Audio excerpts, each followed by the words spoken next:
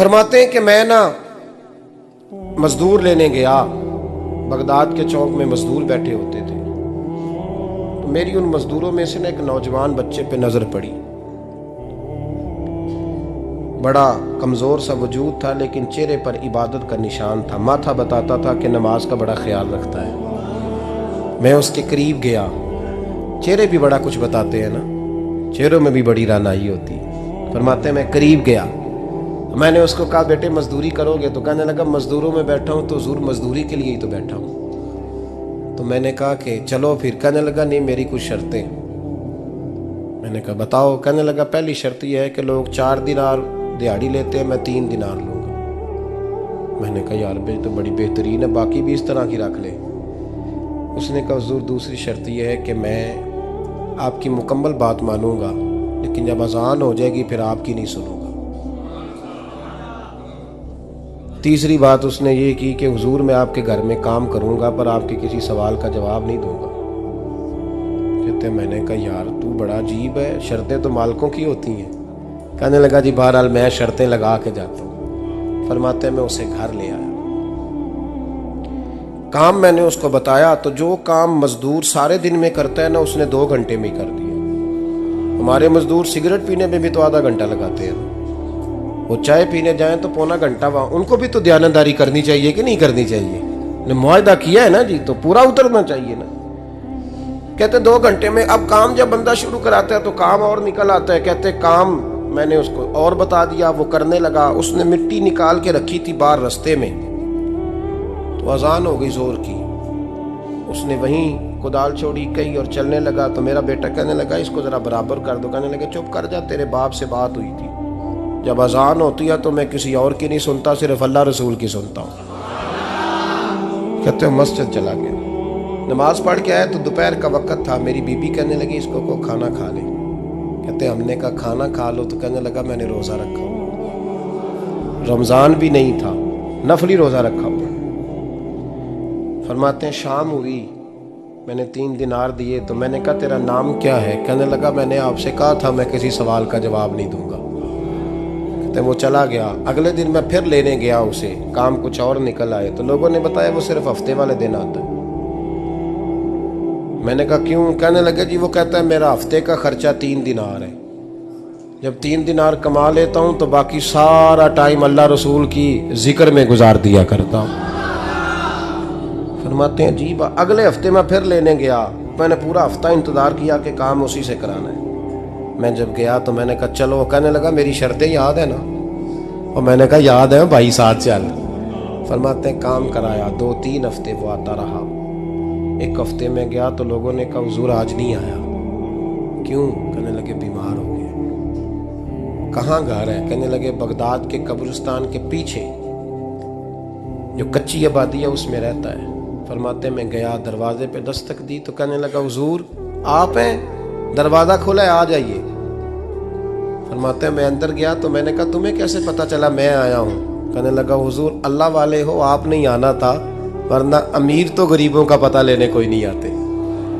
कहते मैं करीब गया तो कहने लगा मैं आपका इंतज़ार कर रहा था, तेज़ बुखार है, तप रहा। जेब से कुछ पैसे निकाले, कहने लगा ये पैसे रख लें। एक अंगूठी निकाली, कहने लगा हुजूर आज रात को मेरा इंतकाल हो जाएगा, इन पैसों का कफन खरीद के सुबह जनाजा पढ़ के मुझे दफन कर देना, और जब दफन करो तो ये अंगूठी लेके असर के बाद हारून रशीद के पास जाना। आप उसे कहना मैंने मिलना है, पर वो आपको टाइम नहीं देगा। आप उसको आवाज़ दीजिएगा कि तेरी एक अमानत है मेरे पास, फिर वो आपसे मिलेगा तो अंगूठी दे दें, फिर आप मेरी तरफ से फारिग हैं। हज़रत फरमाने लगे तेरा नाम? और कहने लगा हुजूर वक़्त थोड़ा है, आज रात मैंने जाना है, बड़ी लंबी माफ़ी मांगनी है रब करीम से, अगर मुनासिब समझे तो मुझे अपने रब से तन्हाई कर दे दें। फरमाते हैं मैं आ गया, पर उसकी बातों ने मुझे सारी रात सोने नहीं दिया। फरमाते हैं सुबह बड़ी मुश्किल से सूरज निकला, मैं गया दरवाजे पे हाथ रखा तो दरवाज़ा खुला हुआ था। अंदर दाखिल हुआ तो खुशबुएं मेरा इस्तकबाल कर रही थी।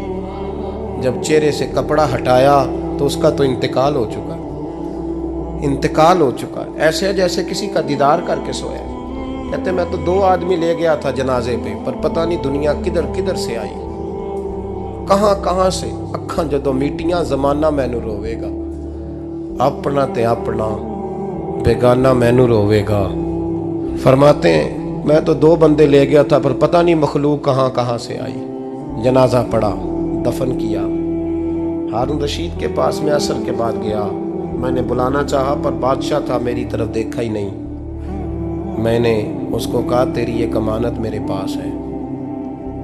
फरमाते हैं वो मुझे कोने पे ले गया, क्या बात है, कमरे में बुलाया, मैंने अंगूठी दी।